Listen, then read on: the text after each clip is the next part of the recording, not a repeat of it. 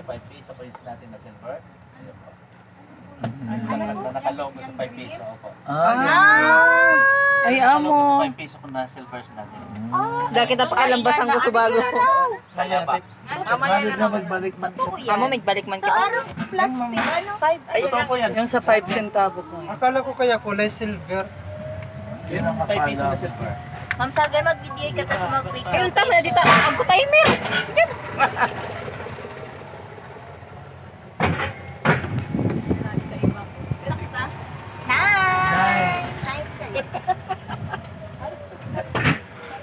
Ayun na, papunta na doon sa pinaka.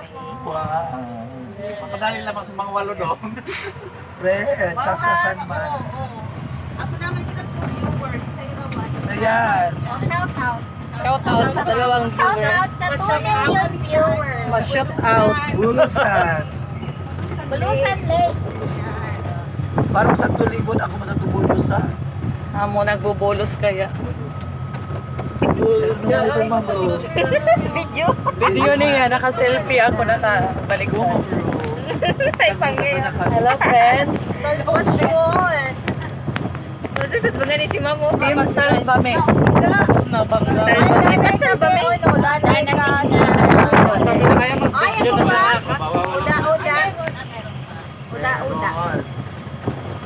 Ay, nag-ayar na magpa-VR na. Kaya bakit tinawag na bulusan? Na Bakit bulusan. daw tinawag na bulusan? Actually, ang pangalan kong bulusan hanggang po sa salitang bulot o agos ng tubig. Man kaya talaga. Man talaga. Bicol man talaga. May nagbubulos na Kasi sa akin, hindi bulusan. Nagbubulos. Ako na 2014, dapangan natin. Naka-fresh. Sa diaon. Kaya ko. Sa ngayon po, nakakapasok dito. Nag-reconnect na lang ako. Shuttle. Pero yung bus, hindi talaga makakapasok na. Hindi na siya makakain. Dili ko ito. 2.8 kilometers po siya. So, ikot po siya buong lake po. Ito po yung trail po sa mountaineers activities. Kaso po is temporary close po kasi nakaputok pa lang po si Mount Bulusan. Dito po yung campsite, 2 days in 1 night.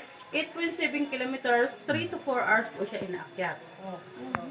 So, pangatlo, ito po ay tinatawag na Agingay Lake. Pangatlong lake po is Blackbird Lake. Doon po sa crater ring mismo po ni Mount Bulusan. Opo.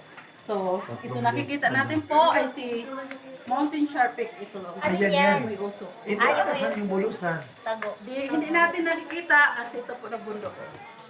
Ito yan. Ito. Baka kaya ako nakinbagap yan. Magparugang sa ano. Galing naman baga. Dili ko ito. 2.8 kilometers po siya. So, ikot po siya buong lake po. Ito po yung trail po sa mountaineers activities. Kaso po is temporary close po kasi nakaputok pa lang po si Mount Bulusan. Dito po yung campsite, 2 days in 1 night. 8.7 kilometers, 3 to 4 hours po siya inaakyat. So, pangatlo, ito po ay tinatawag na Agingay Lake. Pangatlong lake po is Blackbird Lake. Doon po sa crater ring mismo po ni Mount Bulusan. Opo. So, ito nakikita natin po ay si Mountain Shark Peak. Ito lang. Ayan yan. May usok. Ito ang saan yung bulusan? Tago. Hindi natin nakikita kasi ito po na bundok. Ito yan. Ito. Baka kaya ako nakinbagap yan. Magparugang sa ano.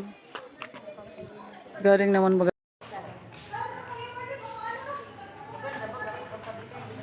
Dili ko ito. 2.8 kilometers po siya. So, ikot po siya buong lake po. Ito po yung trail po sa mountaineers activities. Kaso po is temporary close po kasi nakaputok pa lang po si Mount Bulusan. Dito po yung campsite, 2 days in 1 night. 8.7 kilometers, 3 to 4 hours po siya inaakyat. So, pangatlo, ito po ay tinatawag na Agingay Lake. Pangatlong lake po is Blackbird Lake. Doon po sa crater ring mismo po ni Mount Bulusan. Opo. So, ito nakikita natin po ay si Mountain Shark Peak. Ito lang. Ayan yan. May usok. Ito ang saan yung bulusan? Tago. Hindi natin nakikita kasi ito po na bundok. Ito yan. Ito. Baka kaya ako nakinbagap yan. Magparugang sa ano. Galing naman